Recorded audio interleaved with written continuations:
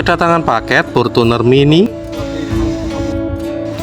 Halo semuanya, hari ini kita mau buka paket milik kakak saya. Jadi paket ini datangnya udah sekitar 4 harian kurang lebih, tapi belum sempat saya unboxing karena belum ketemu kakak saya. Kebetulan hari ini kakak saya ketemu di rumah, langsung saja di unboxing di kolam sistem ras ini karena di sini stop kontaknya tuh dekat, dan juga saya lagi otak-atik kolam ini untuk memasang aerator untuk video. Selengkapnya bisa tonton di video selanjutnya. Untuk isi di dalam paket ini ada Fortuner Mini Custom. Rencananya bor ini mau dipakai ponakan saya karena dia suka otak-atik buat miniatur. Langsung saja kita lihat isi di dalam paket ini.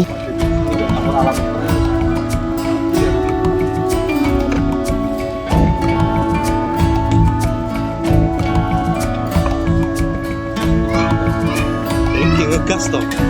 Kasih.